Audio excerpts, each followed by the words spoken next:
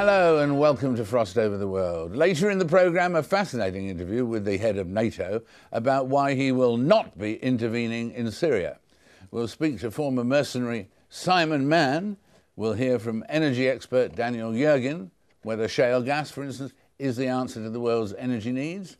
And rock star Lenny Kravitz talked to us about racism that he's faced during his life and his future. But now we start off, where else, with Greece. At the G20 summit in Cannes, Germany and France made it clear, slightly surprisingly, they spelt it out, that the door is open for Greece to leave the euro, whatever the outcome of the political machinations in Athens. So what do the Greek people want, having seen their country used almost as a sort of global punchbag?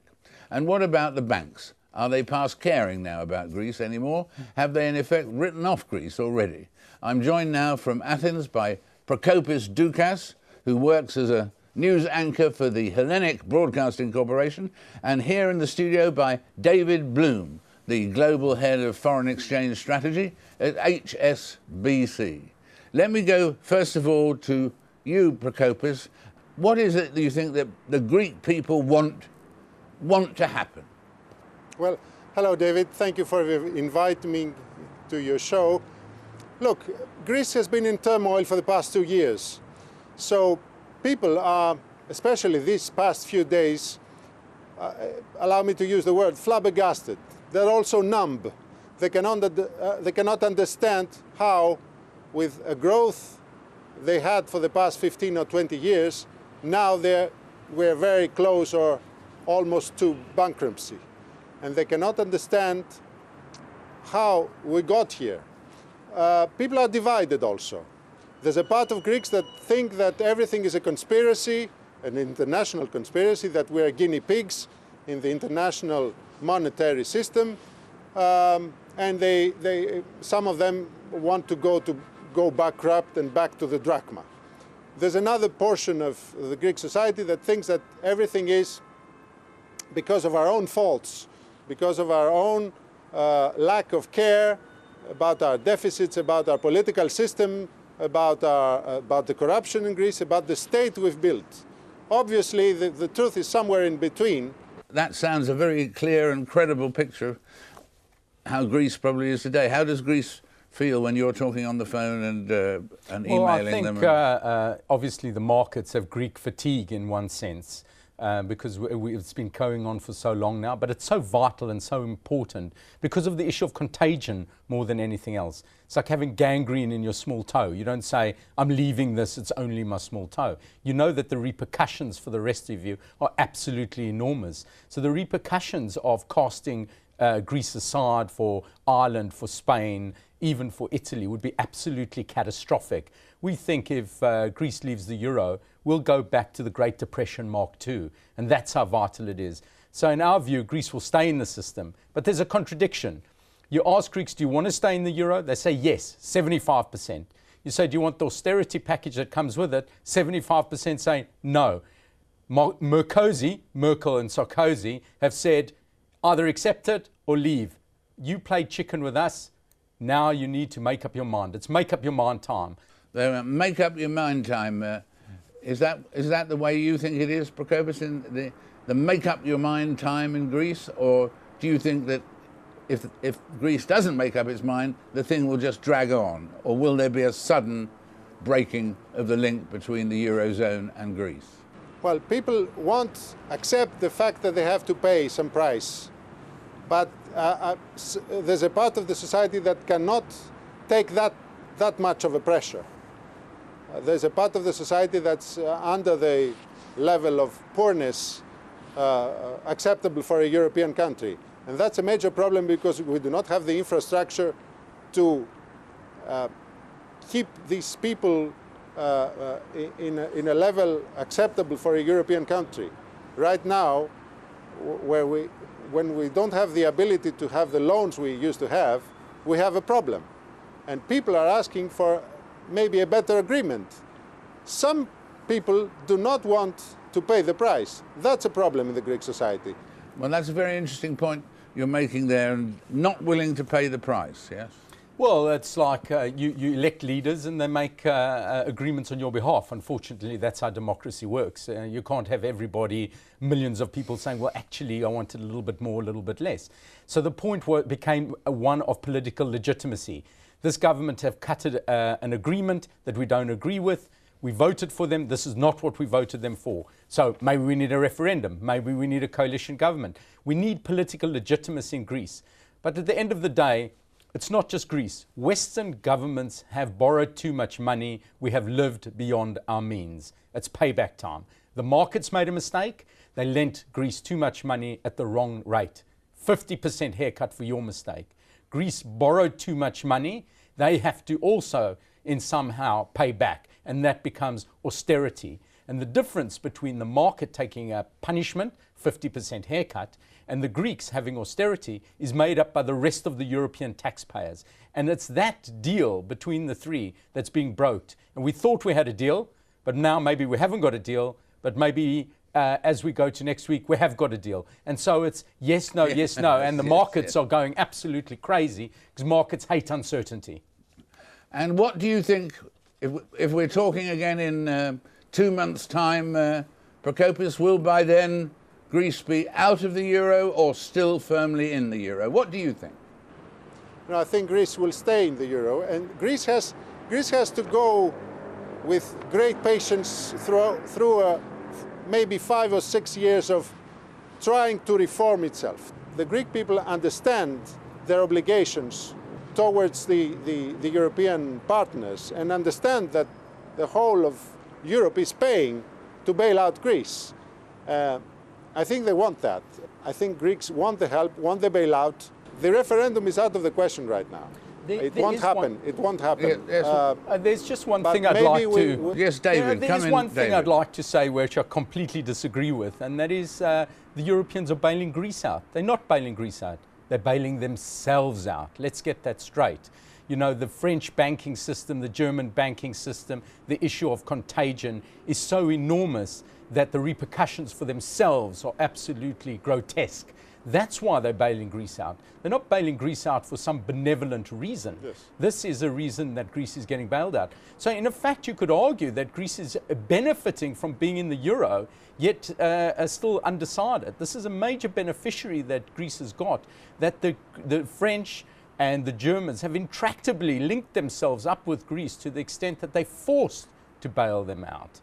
And yet they offer all this money and haircuts, which in a normal country in the world would have gone towards bankruptcy, yet the political answer they get back is one of, well, we're not sure whether we want the deal or not. And this has obviously outraged Merkel and Sarkozy.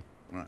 That's very clear. One lightning question in addition. Do you fear, with what we're talking about, and you're saying that you think Greece will stay in the euro, what about all the people who disagree with that idea? Will there not be street riots and violence and so on if Greece is confirming the level of austerity that will follow?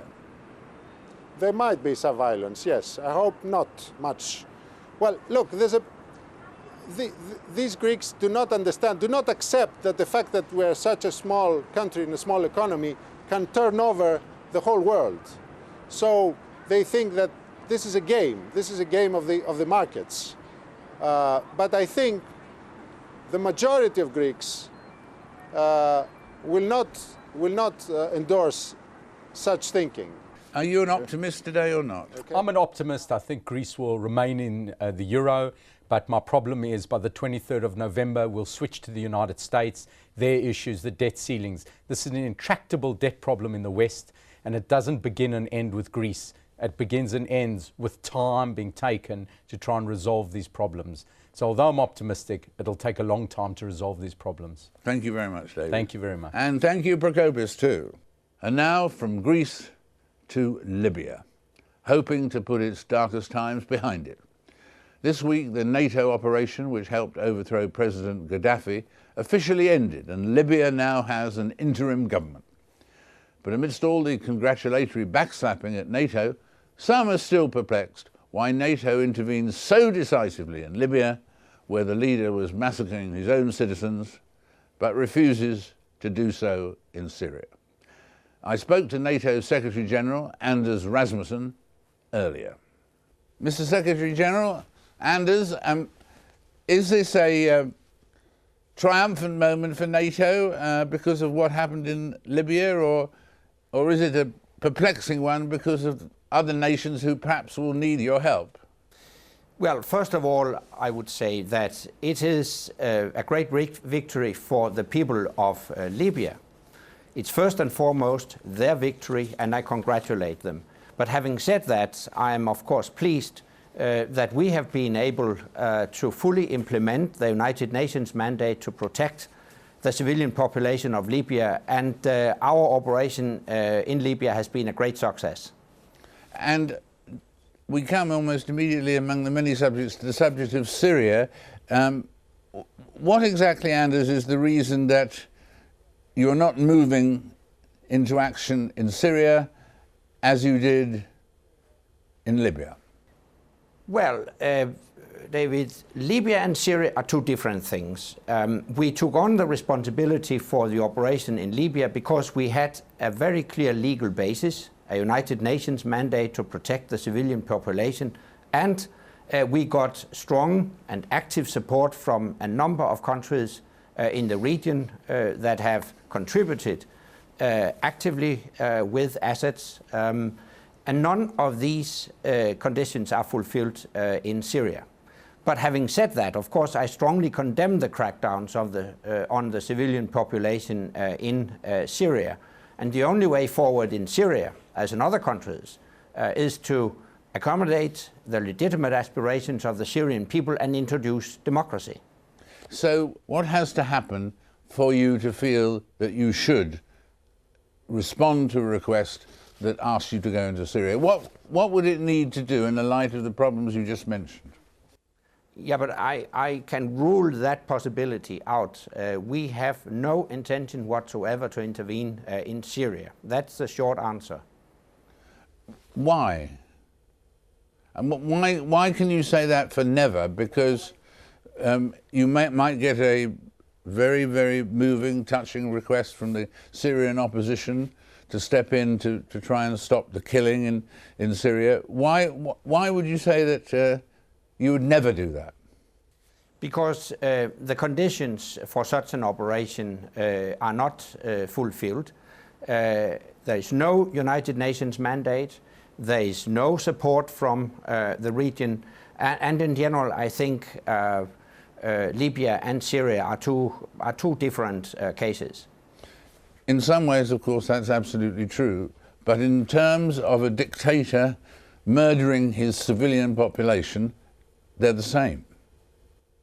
Yeah, but once again, I strongly condemn the security forces' crackdowns on the civilian population in Syria, and I urge the political leadership in Syria to listen to the people, to introduce democracy, and I also think it could facilitate such a process if the Arab League, if countries in the region put a maximum of pressure on the Syrian leadership. But if the Arab League said they would do that and wanted to do that, and they added to the number of people who wanted your help in the Syrian operation, you would still say no? Yes, we have no intention whatsoever to intervene in Syria. I can rule that out. And what about the Arab countries around Syria, the Arab countries who spoke up on the subject of Libya and Gaddafi? What about in Syria? Why are these countries who are not speaking out afraid of Syria's ally, Iran? I mean, why aren't the Arab countries doing what they did in Libya? Well, I think you should ask them and not me. But again, I think what happened in Libya sends a very clear signal to autocratic regimes, not only in this region, but all over the world, that in the long run, you can't neglect the will of the people. You will have to listen to the people, accommodate their legitimate aspirations of freedom and democracy. And each time when people approach NATO, Anders, to act in these situations and so on, is the first one, as you've mentioned, the first thing you do is to check what the message is from the UN, and then secondly is the message from the neighbours, the neighbouring countries. Is that the order of precedence when you're making one of these anguishing decisions? Well, first of all, we should never forget that the core task of NATO is the territorial defense of our populations and our member states. So that will be the overall guiding principle for any operation we decide to take on. Next, of course, a military assessment, whether we will have the capability to carry out such an operation. And next, of course, is there a legal basis? And as a point of departure, that would be a United Nations mandate. And finally, of course, also the question of regional support. Absolutely. And was the decision to get involved in Afghanistan, was that a difficult decision to take, or was that as simple in a way as, say, the Libyan operation? Well, it's never simple. It's never easy to take the decision to launch a military operation. But as far as Afghanistan is concerned, it dates back to 9/11, 2001, yep. The day after the attacks on the United States. The NATO Council took the historic decision to invoke for the first time in the history of our alliance the famous Article 5, which states that we consider an attack on one ally an attack on all allies. And we invoked that article on the 12th of September 2001, and basically that's the reason why we are in Afghanistan, because the terrorists who launched the attacks on the United States had a safe haven in Afghanistan, and we are in Afghanistan to prevent the country from once again becoming a safe haven for international terrorists. Thank you very much indeed, Anders, for being with us today. We appreciate it. We look forward to seeing you again soon. And now from NATO to Africa. Kenyan troops are continuing their military operations in Somalia, where they're rooting out, or trying to root out, al-Shabaab militants, believed to be responsible for the recent kidnappings inside Kenya.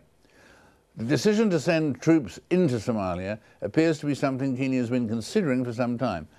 When I spoke to the Kenyan Prime Minister, for instance, last month in New York, he told me about the problems caused by its troublesome neighbour. As you know, Somalia is a neighbour, and you can't wish it away. The disorder there ultimately affects Kenya, mostly negatively. And that's why we see it as our responsibility to try to help to find a peaceful resolution to the conflict in Somalia. We need military action to be taken to bring civilian order in Somalia. So are the Kenyan troops welcome in Somalia, where the government appears to be fighting something of a losing battle with al-Shabaab? Abdirahman Osman is the spokesman of the Transitional Federal Government of Somalia, and he's with me here in the studio. Abdi, welcome back, welcome back. First question, which is, are they, as we mentioned there, are they welcome, the Kenyan troops, to the government? Are they welcome in Somalia? That's really the first thing. And secondly, in fact, did you ask them to come in and help? Thank you very much, Sir David, and thank you for having me on the program. Somalia and Kenya have a long and good relationship and never had any problems in terms of security. And now both countries are in agreement with the operation. And this is an operation that we trying to eliminate the threat posed by al-Shabaab. Al-Shabaab is a threat not only to Somalia, but to the region and to the world as large. So this is operation that we, the government, welcome. And this is our objective, is to get a space where we can govern, where we can provide security and also service to our people. So we welcome. You welcome, right. So would you say that you control, say, 1/3 of Somalia and al-Shabaab controls 2/3 of Somalia? No, if I give you the picture, for example, the Puntland and South and Central, they are under the transitional federal government, and also in other parts of where Gedo regions near the border of Ethiopia is controlled by TFG, and now we're trying to move on from Kenya side to bring all the Juba and Kismayo under the control of the transitional federal government in order for us to govern and to provide the services to the people. So we have come a long way, and now we are winning the battle, and al-Shabaab keep losing. You're actually winning the battle at the moment. We are winning the battle, and al-Shabaab keep losing it. And we are very grateful for the people, our support as well, that we are enjoying at the moment. And the Prime Minister now is committed. For the last 4 months, what we've done is a miracle. For example, political outreach, for having dialogue with local administrations. So now we are moving to the right direction, and the constitution process is going very well. And we hope within the year that we would have accomplished a lot in terms of security, constitution, and also ending the transition to a permanent government. To a permanent government. And how many Kenyan troops are there at the moment, and how many would you like to have? Well, at the moment, this operation is a temporary solution. It's not something that we wish it for, but it's something that the threat posed by al-Shabaab to Kenya. You have seen more, since we ousted them from Mogadishu, we have seen more kidnappings, more disturbance happening in Kenya. So this is something that we wanted to be quick win-win solution, where Kenyans and Somalis are win-win solution, where we bring this operation to an end as soon as we can. Once we secure those places from al-Shabaab, then our aim is for transitional federal government forces to occupy and to establish administrations that are under the transitional federal government. And how many fighters does al-Shabaab have working for them in Somalia? I think the number is diminishing at the moment because they're losing the support of the people, but still the threats there. They're recruiting for children, they're recruiting young people, forcing them to go for the jihad. And also they're refusing aid agencies to go to their places. And we believe that at the moment they are, this is at the beginning, or maybe what it looked like the end of al-Shabaab. Could be the end of Shabaab. So do you mean that within 2 years you could beat Shabaab? Do you really think you could? If we maintain the momentum as it is and continue the pace that we moving fast now, I believe within a couple of years, free from al-Shabaab. But still, it's not something that the government alone can do. That's why we need the international help. Thank you very much indeed. Thank you very much, sir. We'll take a break there, and after the break, 2 fascinating chats. One with rock star Lenny Kravitz, and one with the former mercenary Simon Mann, who was sentenced to 34 years in prison in Equatorial Guinea. But he's not there now, he's here. Don't go away.